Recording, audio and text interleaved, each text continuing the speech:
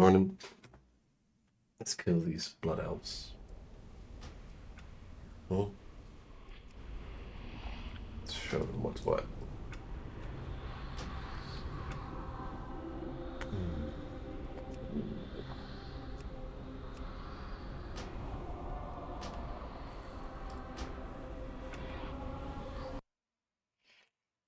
All right. The classic experience coming at you. I've been dying so many times to these blood elves, but I only need 2 more glittering dusts and then I'm done with them. So I suppose that's definitely worth it. Did get a dent in my motivation, I must say, because of the amount of times that I died. But what can you do? Name of the game, right? Name of the game, right?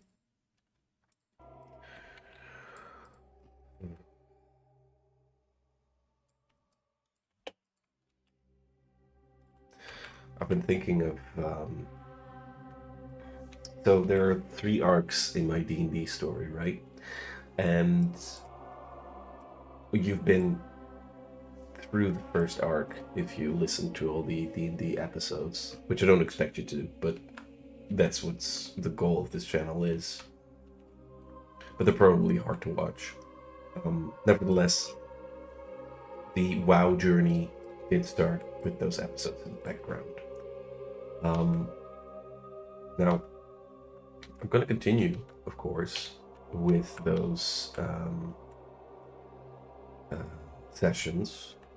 And the interesting thing is that every arc has a game, like a service game that I played a lot to get inspired by. So the first arc actually was World of Warcraft that inspired me. It was World of Warcraft Legion.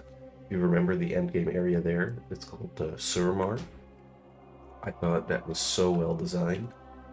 It's like a dungeon, a city, but a city as a dungeon. That's essentially what that whole area was. And it motivated me so much to create a city that also functioned as a dungeon that I created an entire campaign around that. Now, my friends in D&D, they were eager to continue. They were eager to continue Starfinder, and I was looking for an angle for the second campaign. And then Elden Ring came out. Around that time, at least. I had plans before, but the idea of a academy in space, that was definitely because of Elden Ring and Raya Lucaria specifically. So I decided I created that, and I started to play a lot of Elden Ring. I started to listen to a lot of Dungeon Sim. It's too far away. And I started to investigate how intricate the Dark Souls games were from a D&D perspective. If I can use it. I'm dying again. Alright, I need a plan.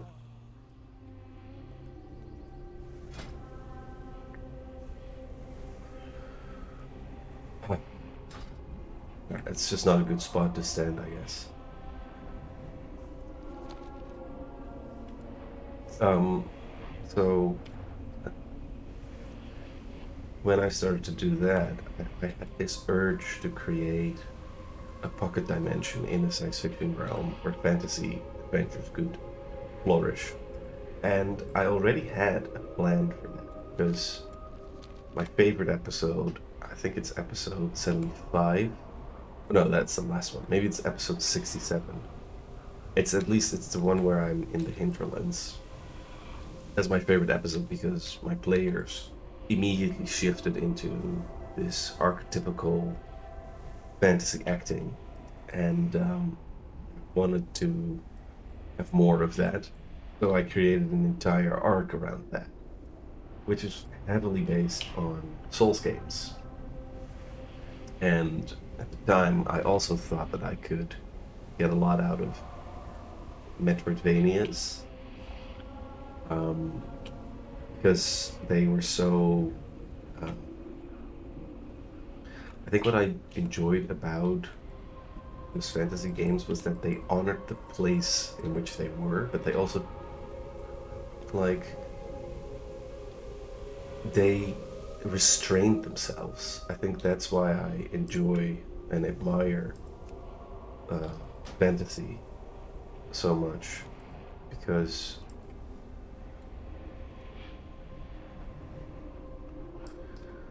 um, hold on,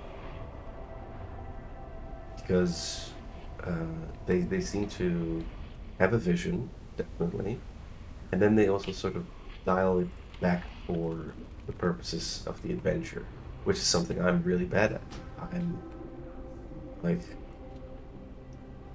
I always feel sort of trapped when I play in a setting.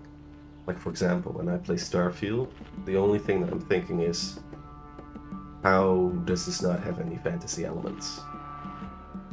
And when I play fantasy games, specifically when I play Japanese fantasy games, all of that goes away. Because you know that they spend hours and hours trapped in that world that they created. And I just fell for that, really. So, since 2022, I've been collecting these fantasy 90s type games, and I've been playing a lot of Souls games. And I've been trying to dissect what it means to play a Metroidvania. But I never really got around to it. I mean, I played Elden Ring, I think, 3 times, and I played Dark Souls 2 times, three times as well, because I played that on PlayStation 3 when it came out. But there is something that still needs to be extracted there. I think if I just set myself to, well, first get this fella to 60, and then focus on my ambitions for Souls games, and sort of combine that with like those corny fantasy RPGs, I think I have something really fun. Because there's also, I made the Fantasy Academy in that world, but I didn't really build it any further. So maybe I'm gonna do some world building with y'all as I go through those fantasy games. That might be fun. Yeah, because I'm definitely in the midst of revamping my D&D adventure. Make it, I don't know, make it maybe a little more, well, actually making it a little more fantasy. Weird how I love Starfighter, I really do, but it's pretty difficult to have a D&D adventure without a Star Wars-esque narrative. It's pretty strange that that is my conclusion, because, you know, my favorite series of all time is Battlestar Galactica, and it doesn't have any of that. It doesn't have any fantasy. Well, perhaps one could say that one of the problems that that show faced was that it couldn't escape the issues you get with divine intervention as a narrative device. Because, spoiler alert, if you watch Battlestar Galactica, it starts as a military science fiction, but it ends as metafiction. As in, with metafiction, I mean Philip K. Dick type. Is God? How do the ways of God interfere with our life or enhance our life? And think if you go that route and you don't add anything such as a fantasy story, then you might lose the the one who watches. But with watching and reading, it's better because if I read Valis by Phil K. Dick, which is by a long shot the best novel I've ever read, then you start to realize that reading is an exchange of thought, really. But if you put that in a D&D section, which I am really experiencing now, it's interesting to put philosophy in your game. Like, definitely try and explore that. But it does need a game element. And I've come to the conclusion that if you have a sci-fi story in D&D, you cannot really omit the fact that you need to have some magic in there, or some divine alien thing that they need to discover, maybe. That's a statement, by the way.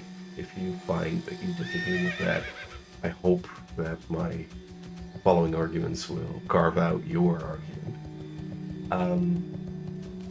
So the thing is, D&D, with the exception of Disco Elysium, D&D and CRPGs and tabletop D20, they always get to the point of gods and being divine and being a demigod yourself, almost. Same with WoW, by the way. Starts off as the world being the main character, but it ends up you being a champion. It's not due to WoW that's bad. It's the narrative that we follow, and maybe that's because a lot of fantasy always falls back to maybe mythology. Take Tolkien, for example, right? He created a magnum opus, really, and a pantheon. Although his pantheon is pretty sophisticated, he did put a lot of original thought into that. Nevertheless, D&D and this and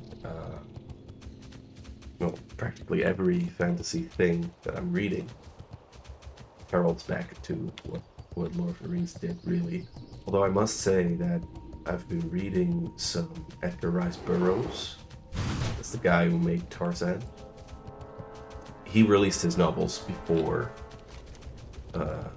Tolkien did, and they're easy to read. By the way, they're not. If you can enjoy sort of what is now considered bad novels, then what you'll actually find is simple stories with very rich language.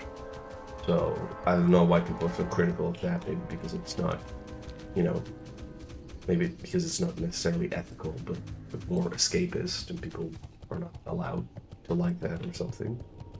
But yeah, definitely check out Edgar Rice Burroughs to see a different style of writing, yet also pretty rich. Maybe the difference between Tolkien and Edgar Rice Burroughs is that Tolkien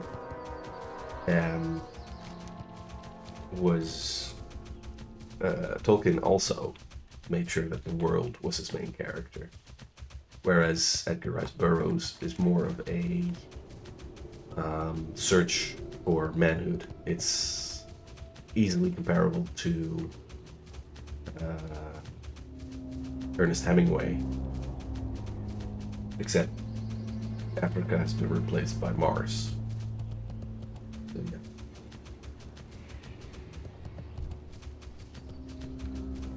yeah. I do have to say, though, that I've never read Ernest Hemingway. I aim to do that, but something's withholding me, and I think it's the language that he uses. Because the stories in themselves are pretty cool, I think. But I don't know. There's just something missing for me. But I am aiming to read one of those early colonization adventure books. Yeah. Yeah. I'm also aiming to read them with my students because we have, of course, like, we're dealing with British colonialism and, all that, because the schools have gone a little bit left. But I do think that it's important that I'm out of people range. notice that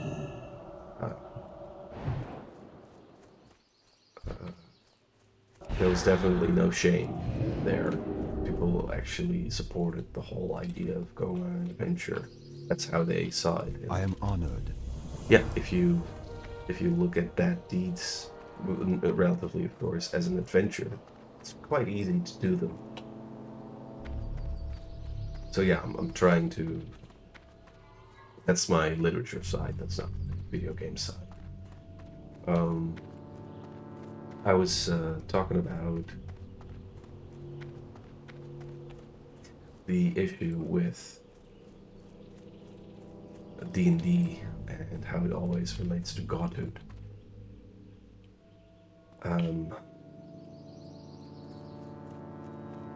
But to be fair, it's also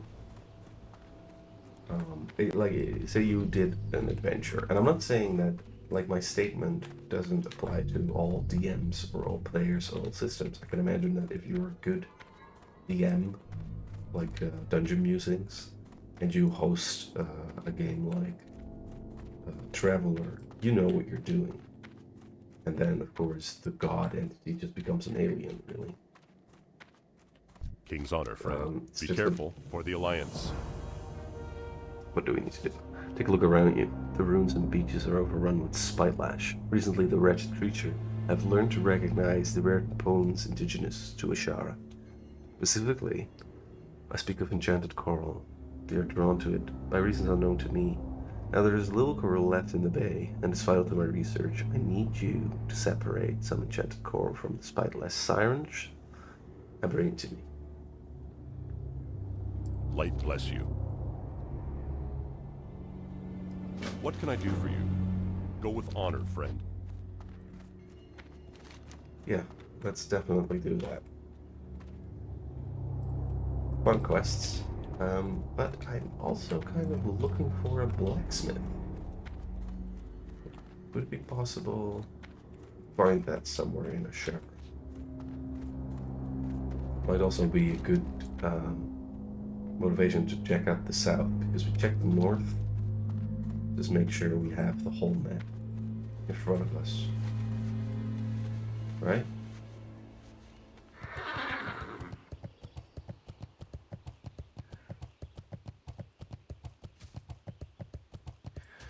So I noticed that as I was sort of deciding that I would have a fantasy pocket dimension, much like that sequel to Evil Dead. Blanking on the name. Let's see. Evil Dead 2.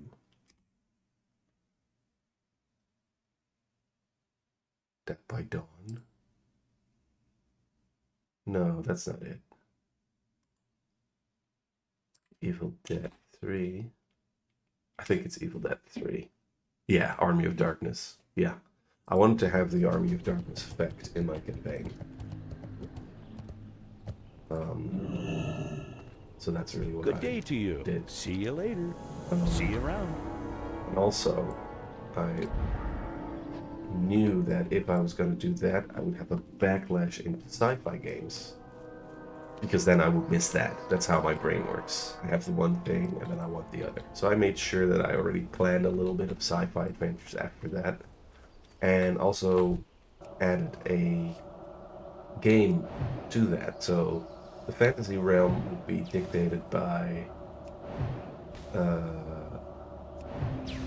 Princess Run. I can't cast that yet. Hey.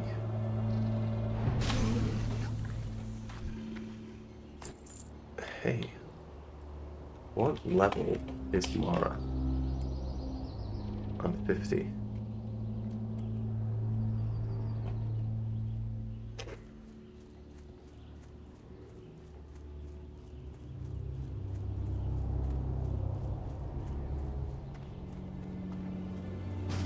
Okay.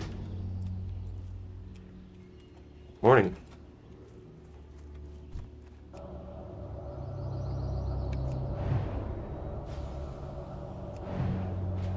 Yo, yo. More than okay. Cool.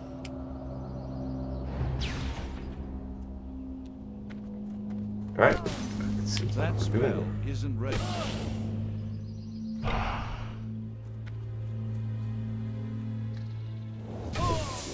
I can't cast that yet.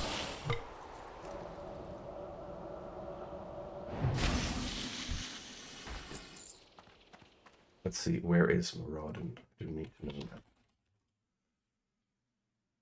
Valley of Spears, Desolus. Okay.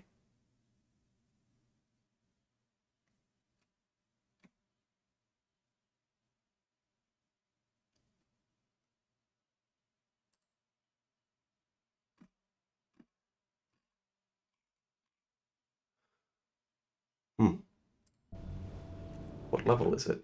54, 50, 45 to 52. Cool.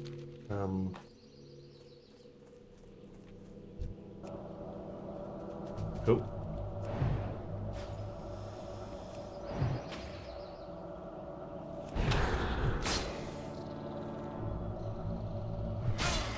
That's still recharging.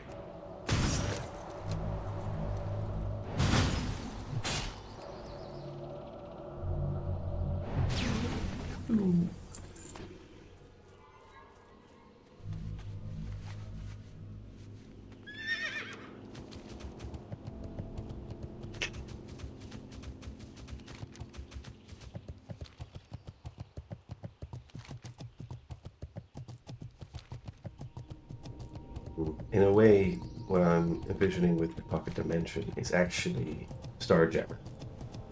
So I've been looking into that a lot. And yeah, that's really where I'm at. It's just gonna be a fantasy version of the sci-fi setting. Shit.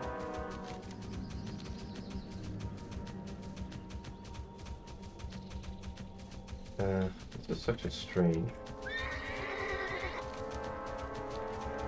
lands to maneuver through.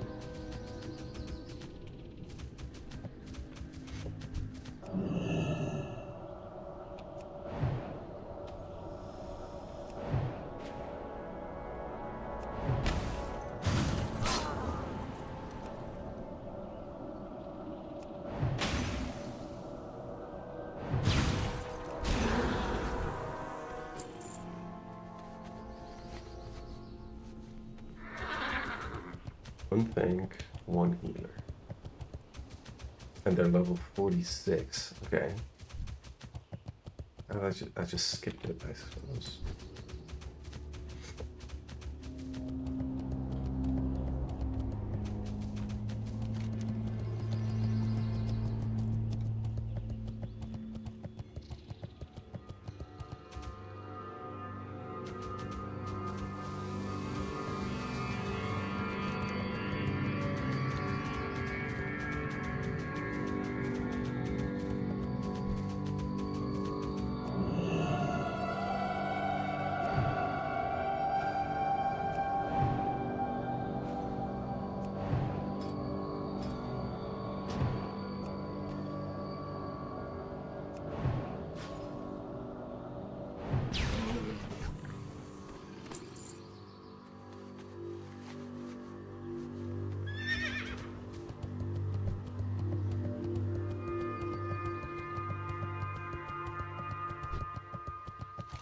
There we go. Oh, I'm ill, by the way. Just a cold here. Forlorn Ridge. What's that?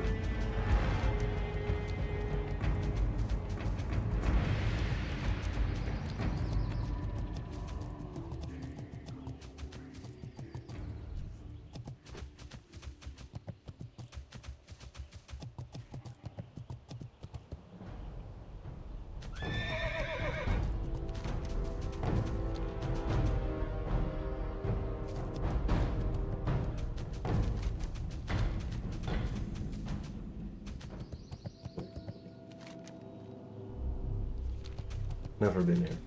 I've never seen this. This is so exciting. Oh, right. Good riddance. I've never seen it. All 52 Dragon Kids over here.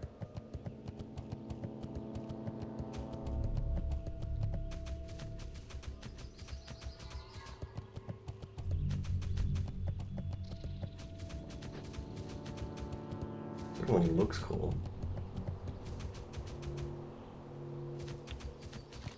You know what's funny? I've been playing this game for 20 years, but of course I've had a hiatus of Classic. But I think I played the game exactly the same as when I was 15.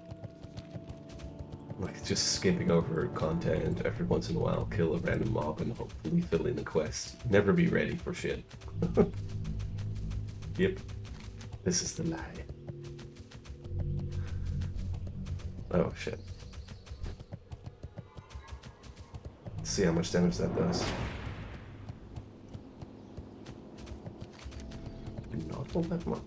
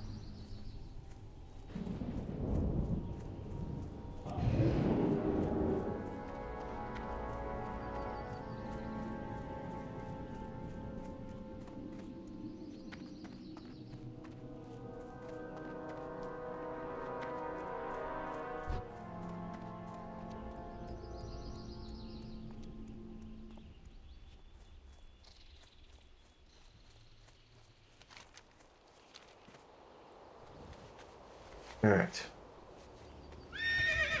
We've survived the thunder creatures.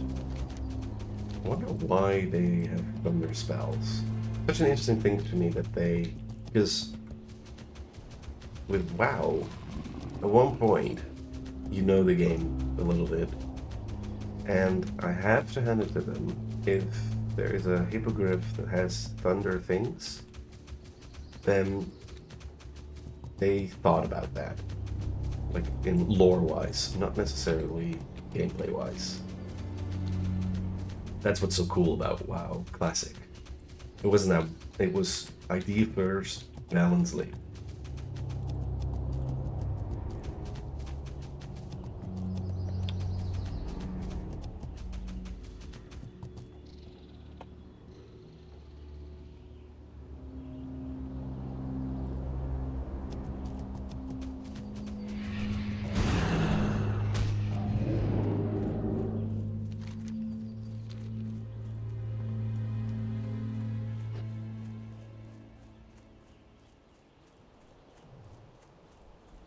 Whoa. Whoa. Shit.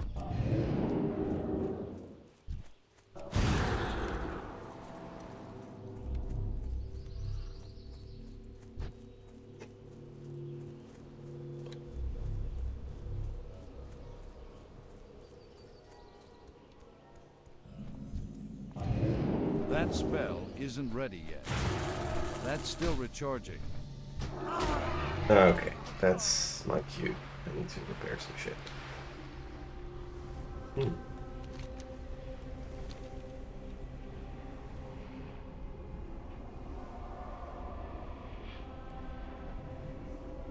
mean, I might as well go to Stormwind. Maybe have a look at the auction house. Let's do that.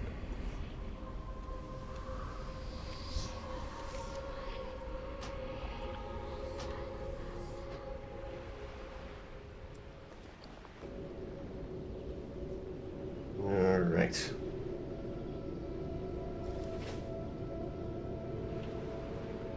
This is me today.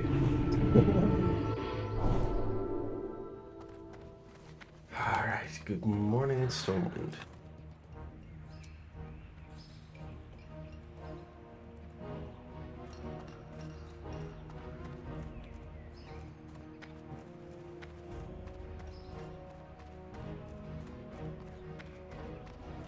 Good day to you.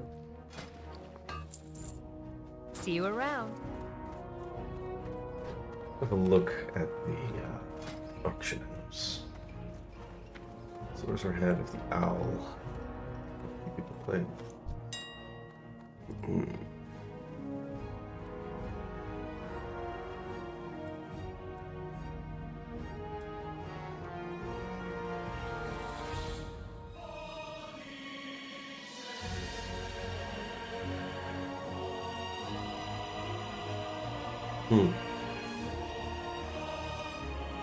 Whoa.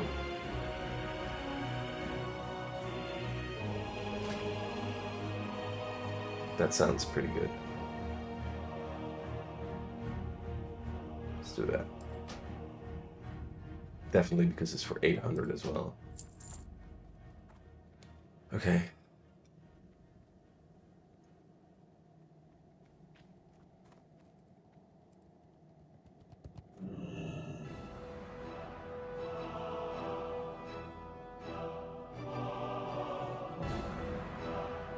I want that one as well.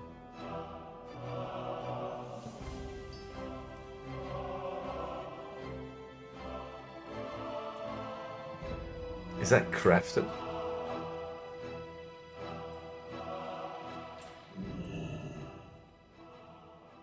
Oh wait, it's level 20. I'm a dummy. Whoa.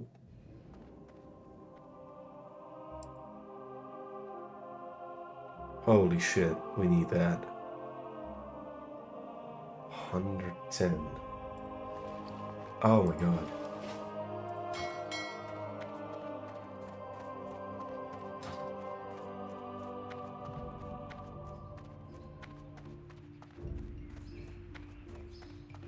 You need something?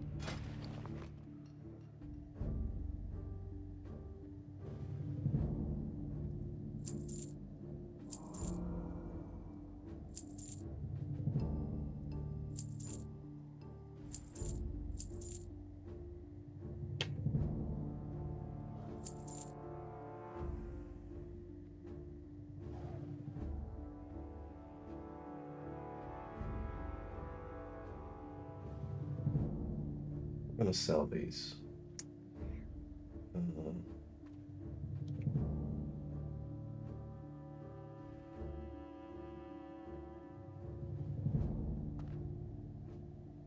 Oh, alright, I'm keeping that one.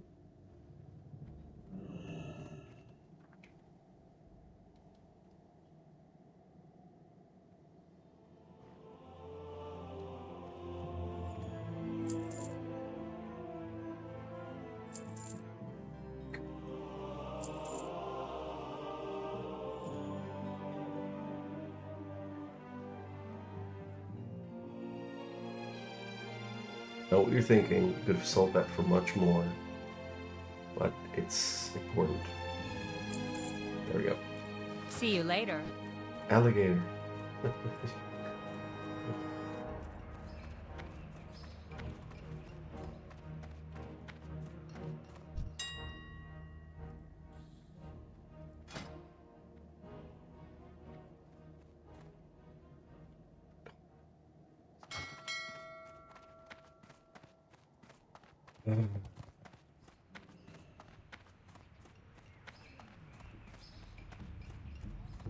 What are you looking for?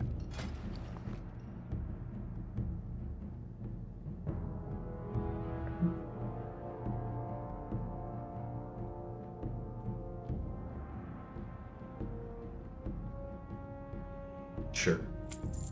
Have a good Oh my one. god, I still don't have Hey enough there. money. Yeah. Here, take the juice.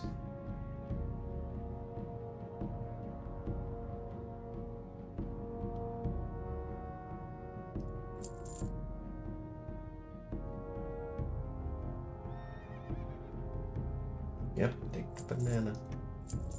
Okay, Safe travels. give me those things. Please. Alright, so I'm broke now.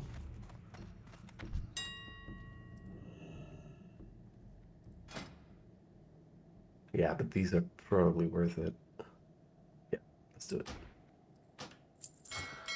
Alright, spend money. See, in real life I would never do this, but in this game, I get to be broke.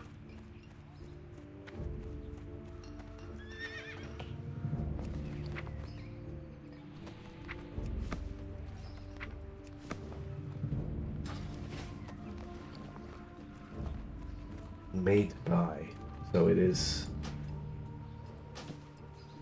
That's a good income to have. You need professions. Well, great.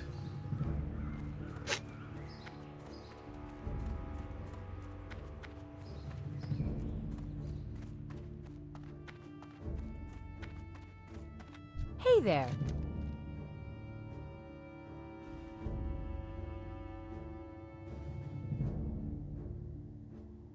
Have a good one.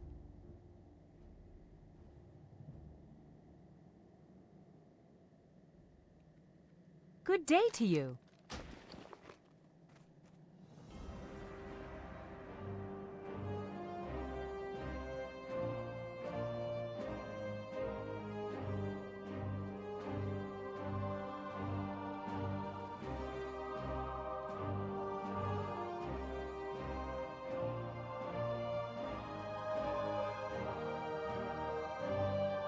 I have so many stupid items. See you around.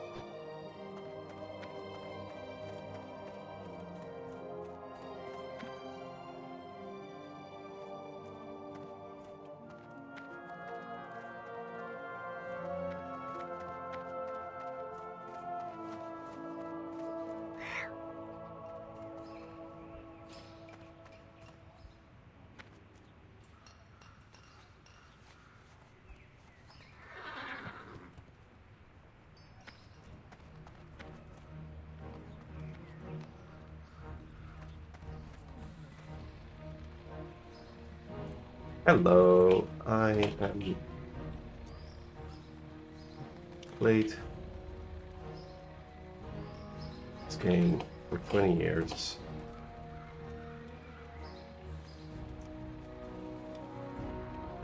Now, but nothing changed. I'm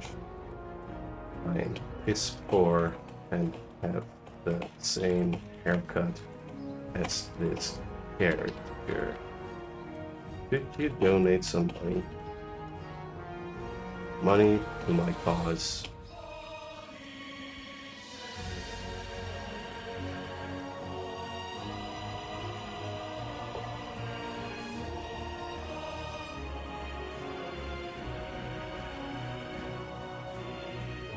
Age-old skill.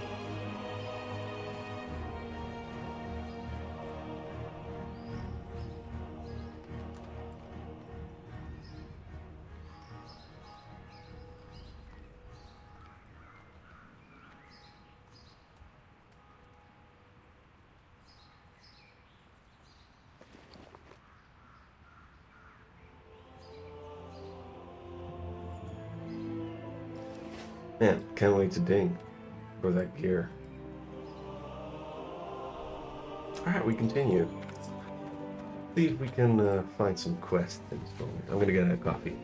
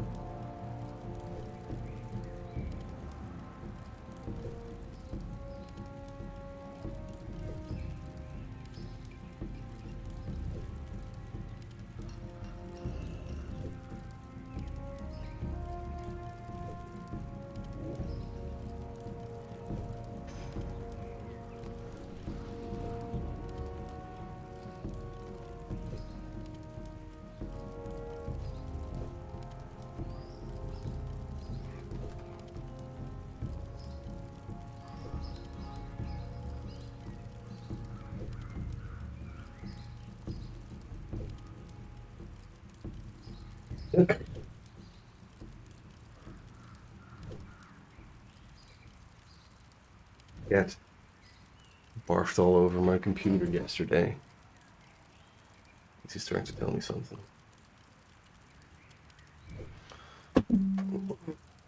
Okay.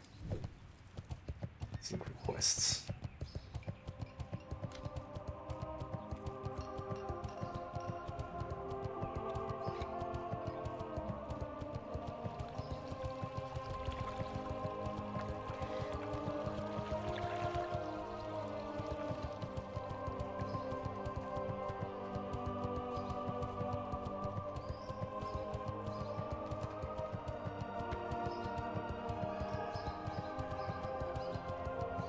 This used to be open.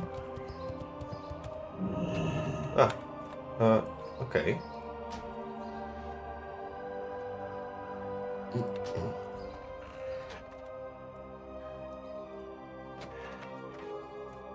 must be a what? A knight. Enter the Champions Hall. Okay. Yeah, I don't see this happening at all. A mage doing PvP? I don't know. Seems off. Also seems a little cool. But in general, nah.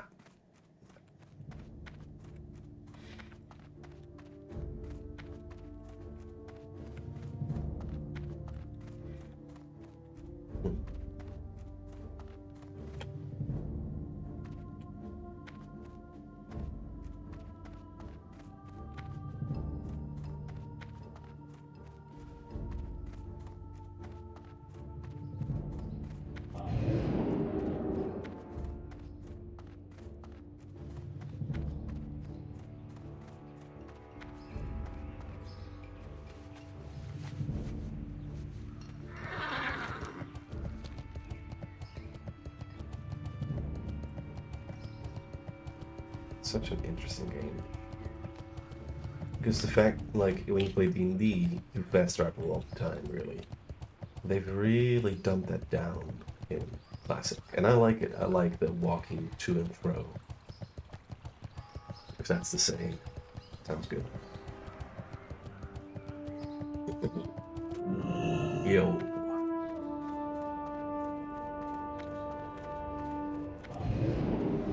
Any quests? Nope.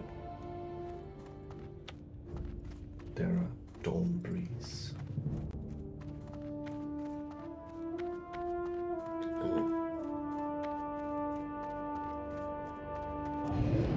Caldera Dawn Breeze at your service.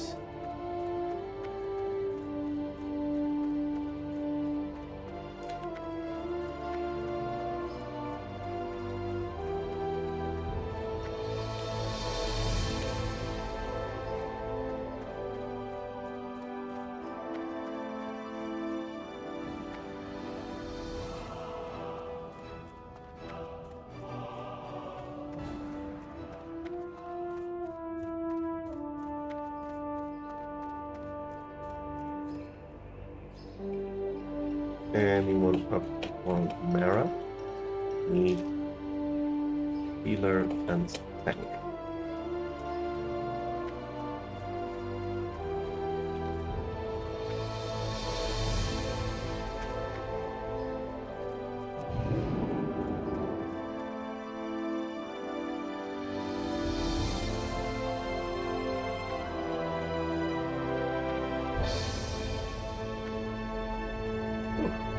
Seems angry.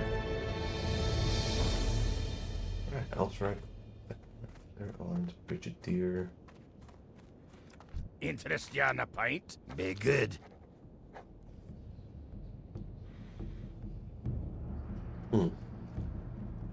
Watch your back. I haven't done Off it with you. for a while. Watch your back. But it might be fun. No! Yeah. Keep your feet on the ground.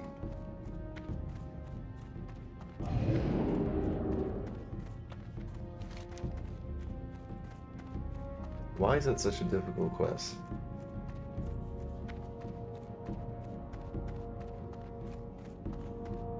It's not that hard, really.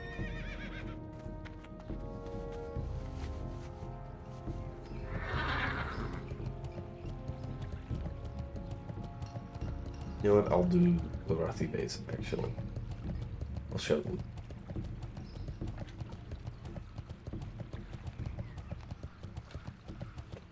Such meandering, but you know, you do.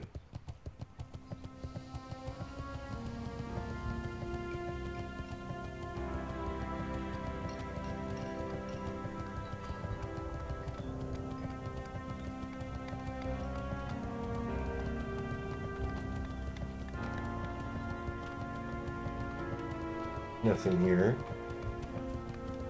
Into the Night Elf Park.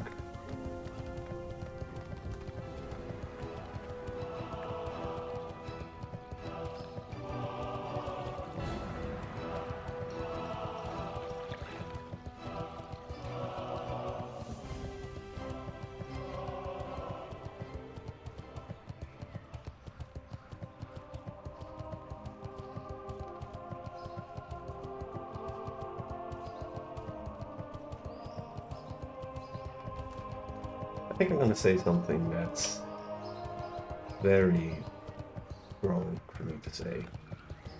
But the only difference really between retail and classic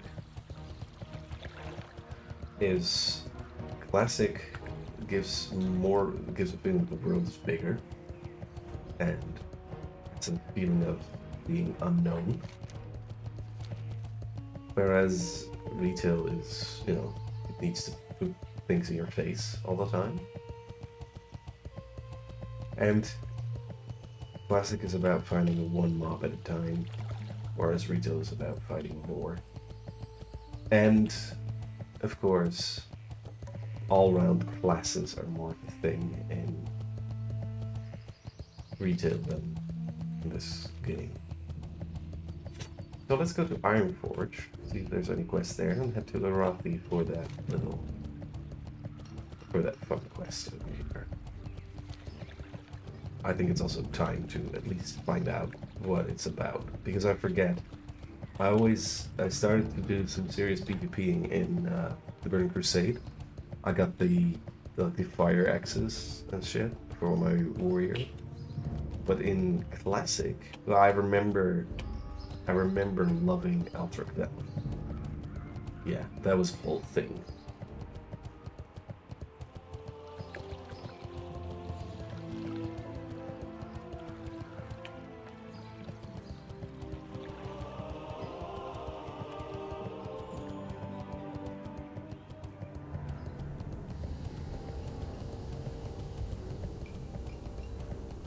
Alright, let's go there.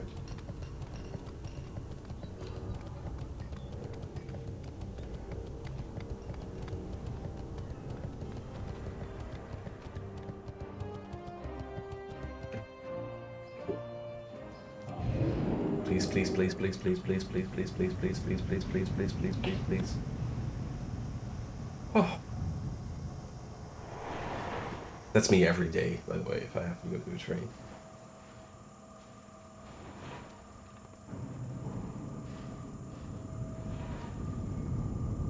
I watched a movie yesterday, Yojimbo. It's a black and white samurai movie. Hiro Kurosawa. It was a great movie. Yeah, they hold up quite well. The acting was great. The story was awesome. And I also watched the second one, Sanjuro.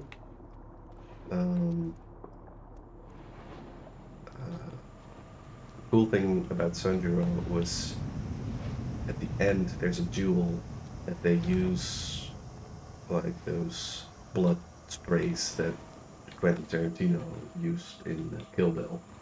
But this is where that all started, and it looks so good. Yeah. Also, the music of Yojimbo specifically is really good. But it's also funny, like, we also watched a very old detective series called Columbo, which is from 1968.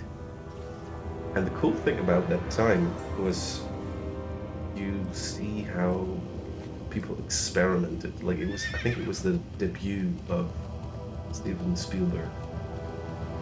And yeah, it's just really fun to see what people did in terms of special effects and the locations, man.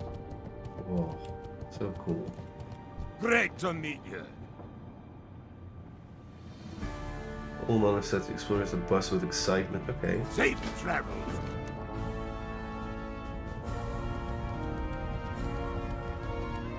That's free experience. Here there. Be good. Off with you.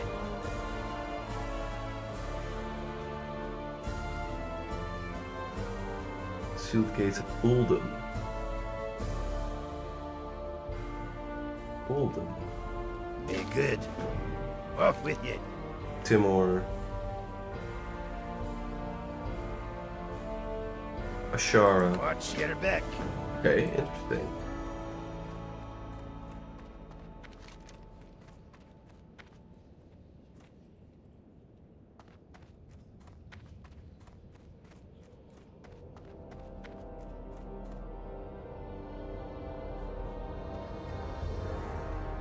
Mysteries. All Greetings. mysteries. Off and away. Undercity. Bellwood.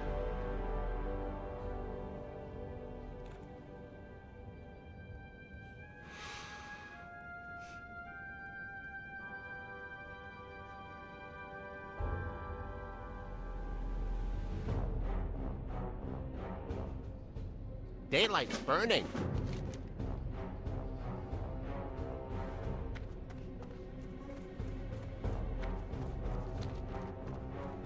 Right. Looks like we have a couple more quests. Great.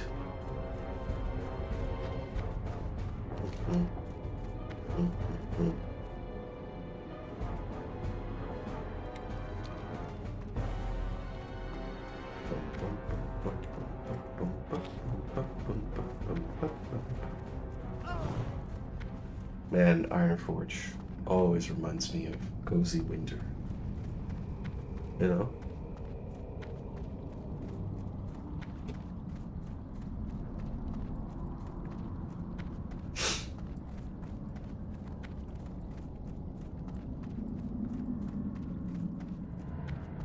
There we go.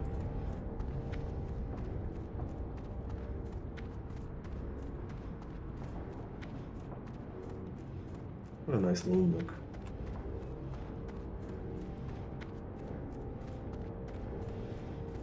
Yo.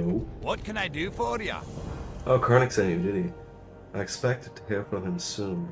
I've discovered such wonderful things about Ashara. I know Nidos have incredible lifespans, but everyone forgets some of the more unfortunate events in their life sometimes. That's not meant as a criticism, just an observation. Long ago, there were cities created by the elves filled with knowledge about magic and lost arts. Being a student of such things, I started my investigation. What I found was quite thrilling. See you soon.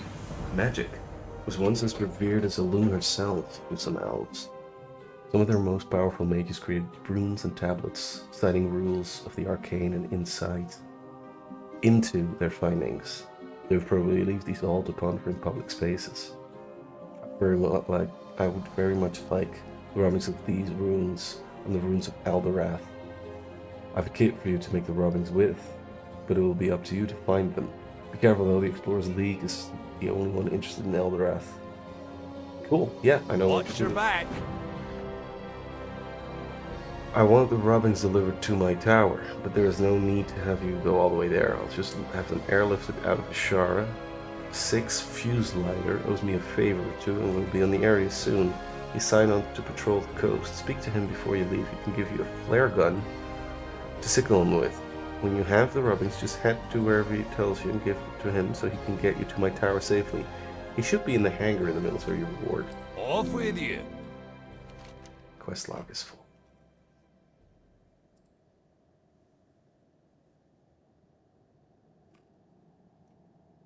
I'm abandoning this quest.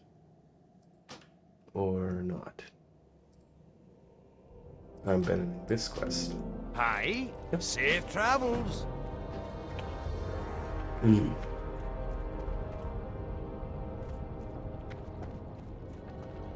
Let's leave.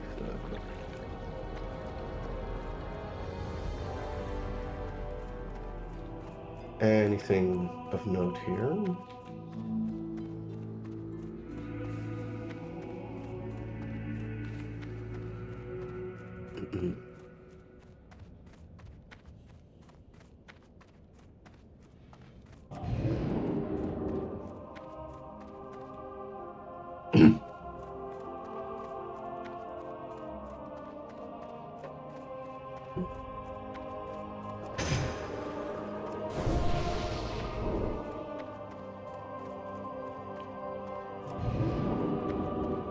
Interesting.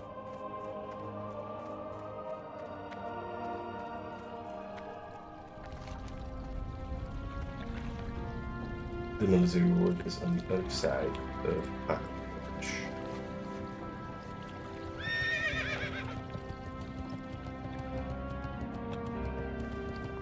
Well, at least I have 2 silver in my pocket.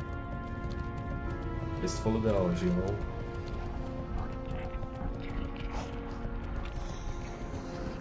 So Fistful of Dollars is actually based off of Yojimbo, I heard. But to be fair, I haven't seen Fistful of Dollars. I'm just repeating what someone else said.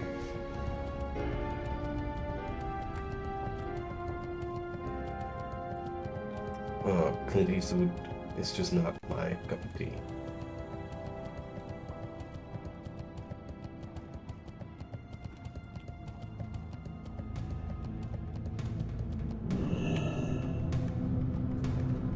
How are ya? Off with you. Ah, so Timmer sent you, huh? Yeah, I owe him a favor too. What's that? Why that little devil? Yeah, you can. Yeah.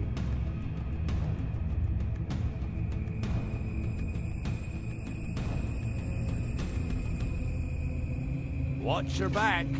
Safe travels.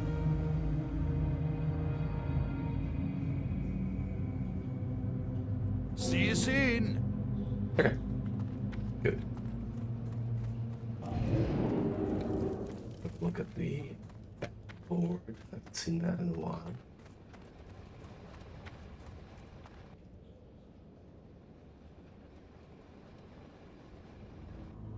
Right. Looks like we're taking the Ardennes.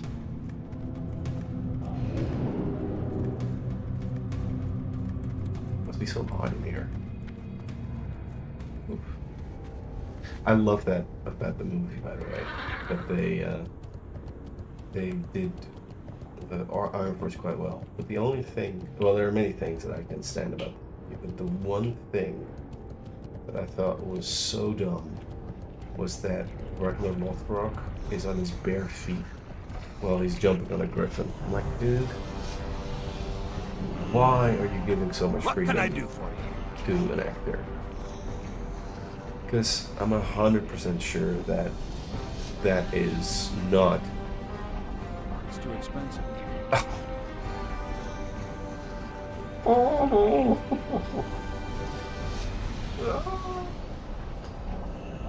Yep.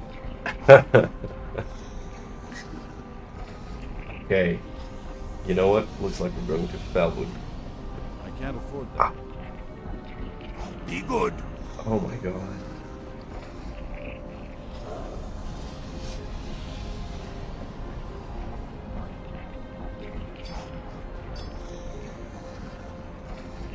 Oh shit. Okay.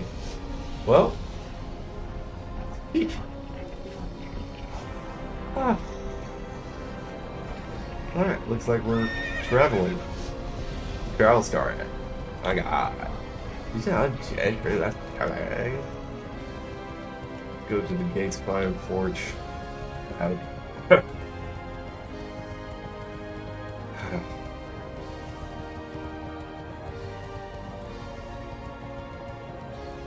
Oh wow. So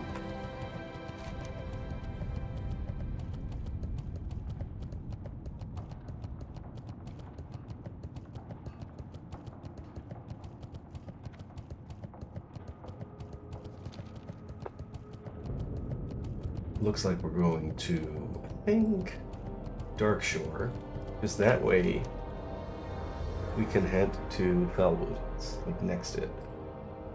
Yeah, that seems doable. Just jump in the pool here, swim into Velvet. Right.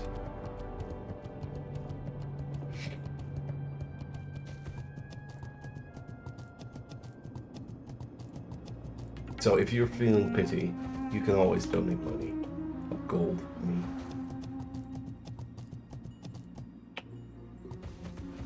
I'm on the Fire Maw PvP rep. If you're feeling like, you know, this guy needs some help, please do. Please do.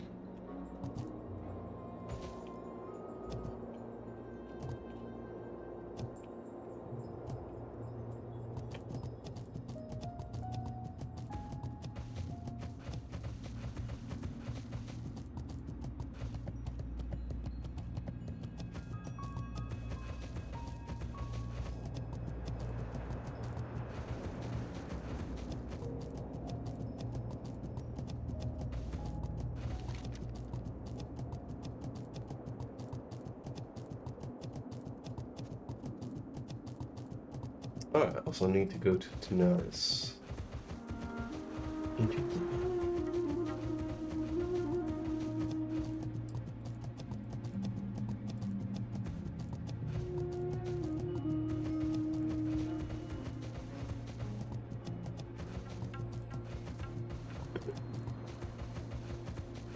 Oh, someone said that. I think he said something to the tune of that he couldn't get through the Barons, but that I motivate him to keep playing. Bro, if that's what this channel is doing to you, then I am happy. You just, you know, you set yourself to it. And I gotta say, it helps to record your things. Because, you know, what's really been my experience with being on YouTube? People kind of like it to watch you play a game. You don't really have to say all that much. Of course, you're not going to be a professional streamer or whatever. But that's not important. What's important is that people enjoy watching others play a game. That's definitely a good conclusion. Like yesterday, I was watching, oh, so fun. I was watching Cone Carnage. He's sort of readying himself up for Elden Ring. I did that as well, but with him, you just see the warmth of his stream, you know, and but also, and that's something I didn't notice. I always thought that you just have to blabber into the mic, like relentlessly, while you play the game, but that actually makes it very difficult to play the game. With him, though, when you look at Cone Carnage, you see that like 80% of his stream is focusing on the game, and 20% is puns.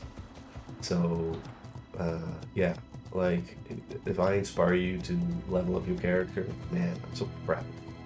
And let me just say that if I watch other people play WoW or play, you know, cool games, likewise, man.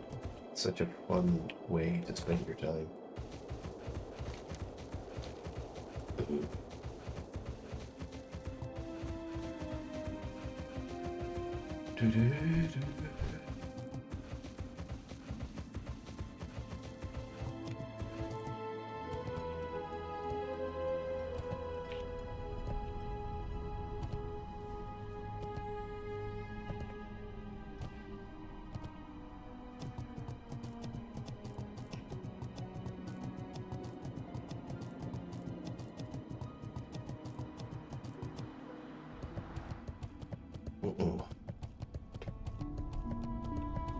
Okie dokie. Hey, you know what? Now that I'm, you know, now that it has been necessary for me to travel, might as well kill some horde along the way. So why don't we go to Arathi base and do the PvP thing and just annoy the horde as much as we can? I like that idea. It's so funny. It's so cool that you can decide to annoy other people in game. Like that is something that has changed in 2024. That's what we're in. Yeah.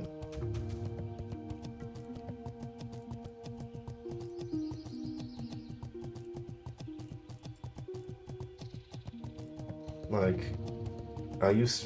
I'm from the time, this is how old I am. I remember so vividly that when Half-Life 2, when that campaign stopped and you joined the rebels in City 17, spoiler alert, my brother explained to me, like, you know that war is real. I'm like, what? How old was I? I think I was 14 when that game came out. And so I asked him, like, what do you mean that war's really going on? Well, in multiplayer, there are servers where you're part of a clan and you keep fighting that fight. And I think he sort of added, or that's how I interpreted it, like, that war was literally going on.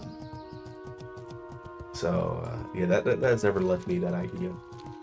Actually, I was drinking a beer with a mate of mine, and we were talking about WoW and how you can actually, if you have a big enough of a group, you can definitely fuck people up.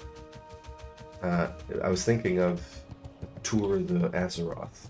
That's what I'm gonna call it. It's, if you go back to my videos, I have one that's called Storm Hunt, where I sort of recruit people, rally people. That's the word, not rile. Rally. Sorry. Where I rally people to destroy the horde in Stranglethorn Vale, and they just felt it, you know. And I was thinking, like, if you do that and you decide on a tour, so you have a Tour of the Azeroth, it goes through Stranglethorn up to, I think Hillsbrad would be fun, and then you go to Actionville and then down to Tanaris and just destroy all of them. Maybe even the Blasted Lands as well. On the Eastern Kingdoms, because that's filled with horde. And after you've done that, you gank. No, you don't gank. You kill them twice at most. But you camp the mineral nodes. Just imagine. Camping the mineral nodes would be insane. And yeah, just let them know what's what. And if you do that every day, you definitely stall the horde. I think so. If you really manage to do that every day, it's not a lot of work as well. But you divide up the teams, so there's, and then you can also have like simultaneous tours, so that someone starts in the south of Tanaris and the other one starts in the Blasted Lands, and you just zigzag through the world to destroy the horde. It would be fun.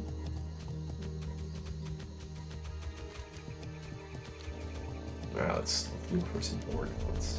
Let's find out where the horde encampment is here. I don't even know. I mean, we can have that freedom now. Let's take it. I've never been here, I realize.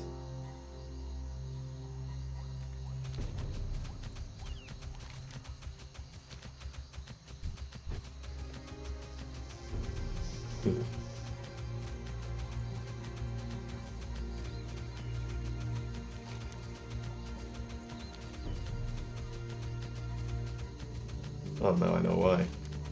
We go up the waterfall.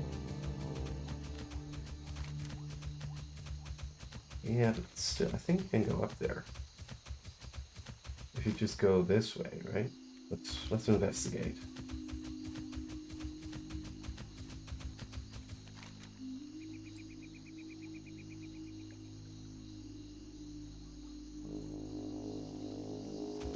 I was just thinking, did I miss? There's no horde encampment in law, right? No. get me. But there is an ogre situation there.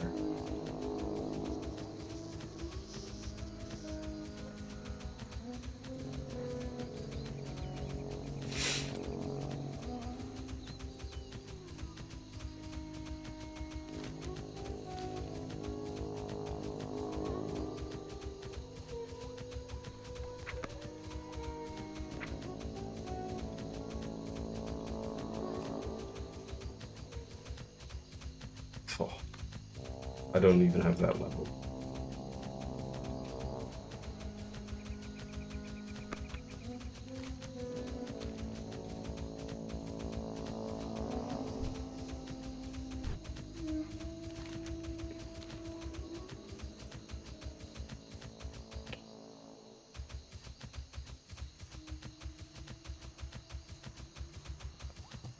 Been here, I think. This is Dragon Ball territory, surely.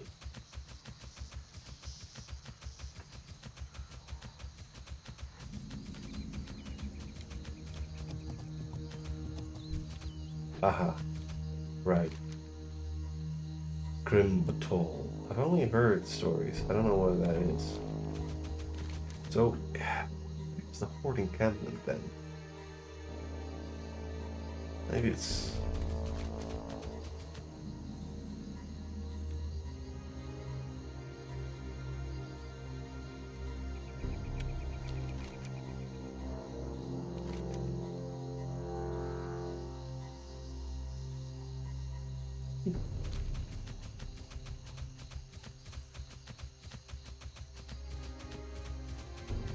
It's a fun way to gain experience, even though it's, you know, glacial in terms of XP gain.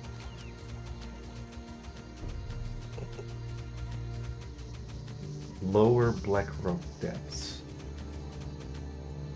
Let's see. What is that? I think that's level 52.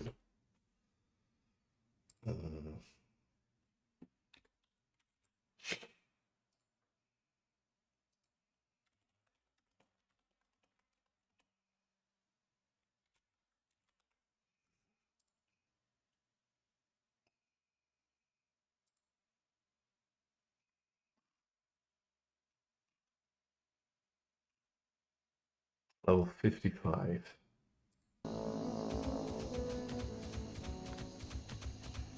Let's check it with him.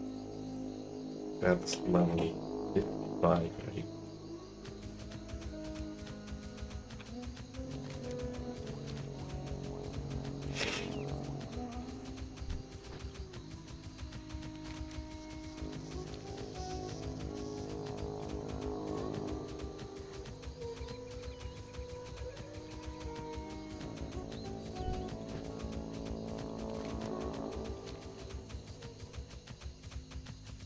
Oh, people are, by the way, that is something I noticed. People are nicer in Classic than they were in Vanilla.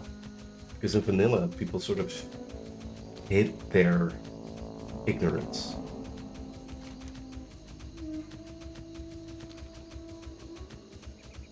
Alright, I don't feel like going there, so we'll just head to RFP.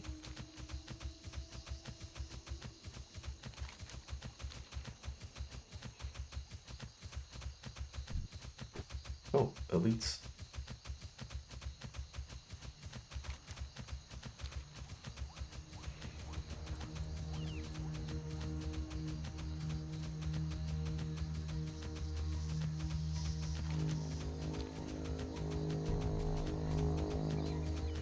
Hmm.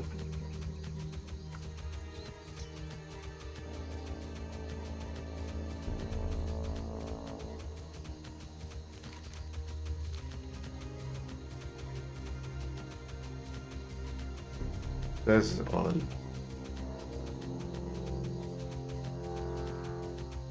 But okay.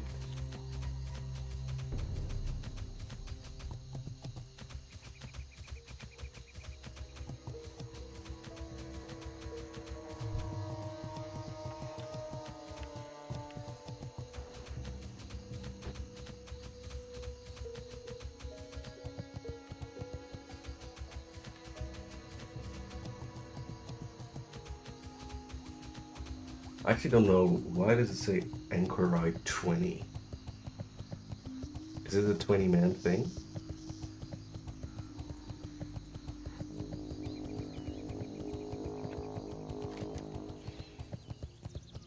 Okay, I'm definitely good for this. Oh.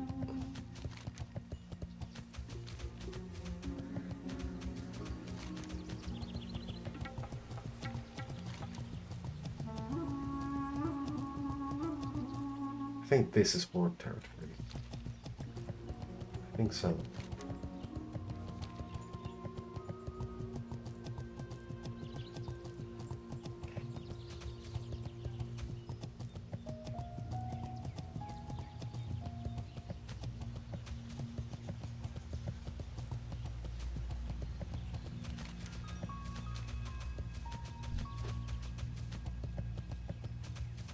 Played vanilla on a normal realm. I was a warrior, so I think that played its part because playing a warrior in vanilla. Oh boy. I think that's how I got into Dark Souls because I realized I'm different. I'm a different class than other classes. Oh, I wasn't thinking I'm different. I'm not like that, but I did definitely think like, okay, this is some hardcore shit. So yeah. Boulder Fist Hall. Yeah, did I discover? Thank you. Alright. Let's annoy some horde.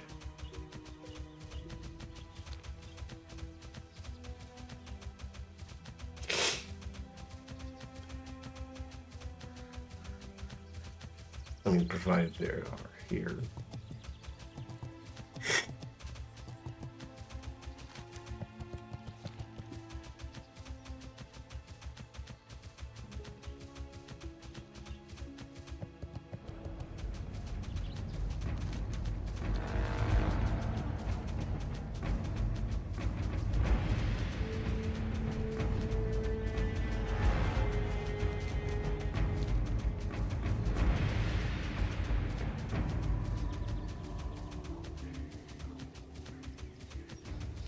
That's what got me to buy World of Warcraft. It's the E3 2003 trailer, I think. The gameplay trailer where they party at the end. And it's that song you hear as the camera sort of goes over, I think Loch Modan. I was like, I need this. Yeah, I remember that my dad was always okay with me buying games, but that's really cool quality about my dad. He always wanted to understand the game, even though he doesn't play games. He's a bit too old for that, but he was always like, I can buy it. What is it? And then I got to explain that to him. And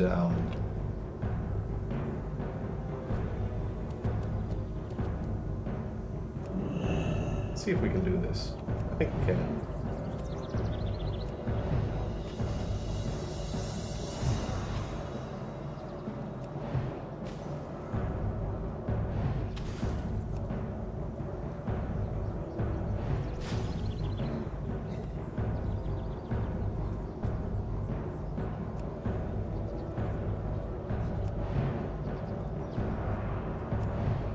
Fun that they are my level. Oh, how did he break that?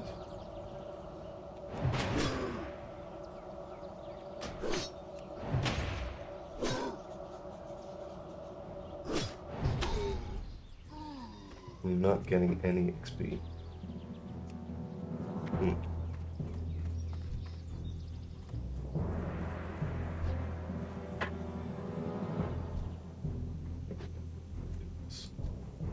Look at the whole thing.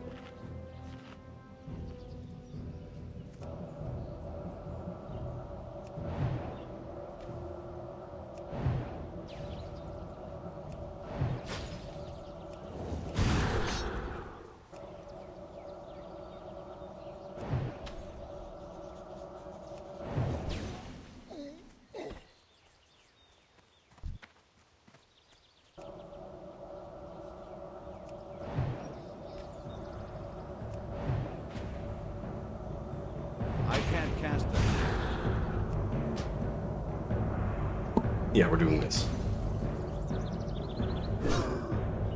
That's still recharging.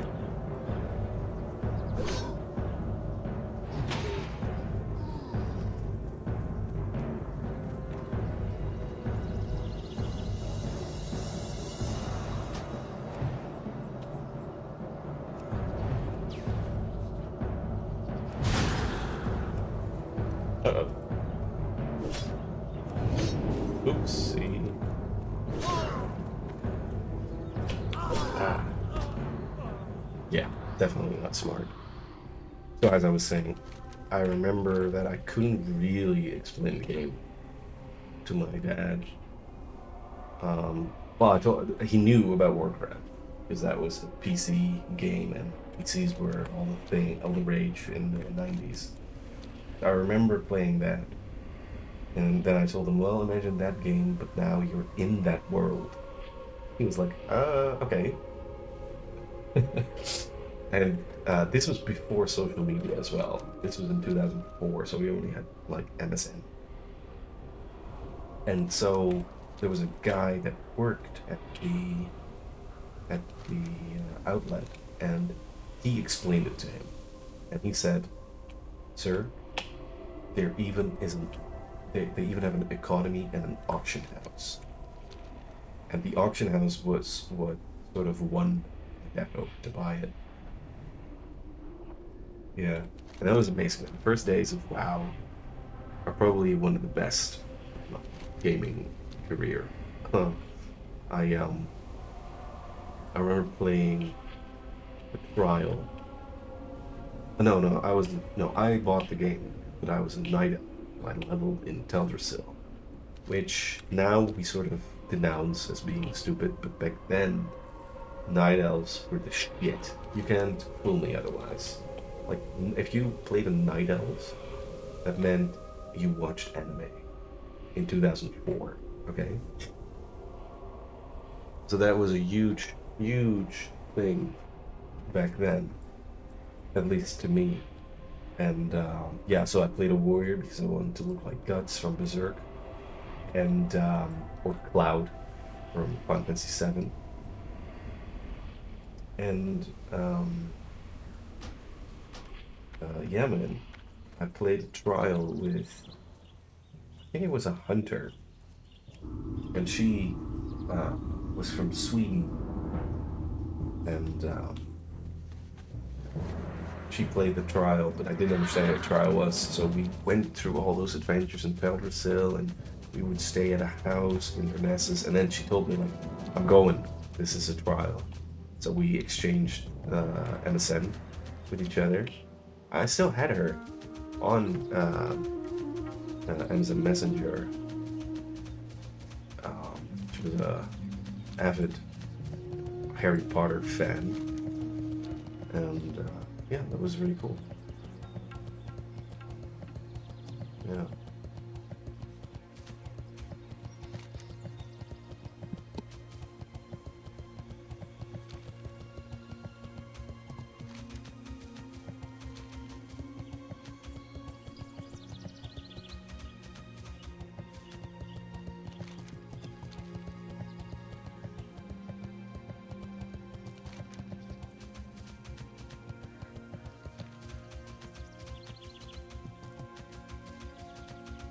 So yeah, I'm gonna stop the stream at Refuge Point because my house is waking up. And, yeah, next time we will do Iraqi Basin. I think that will be fun.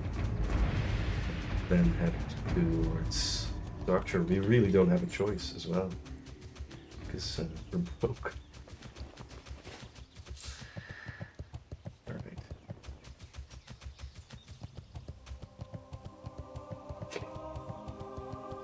This is the classic experience. You need something? The battle See for you later. Rocky Basin. Yep. Oh, yeah. See you around. Definitely.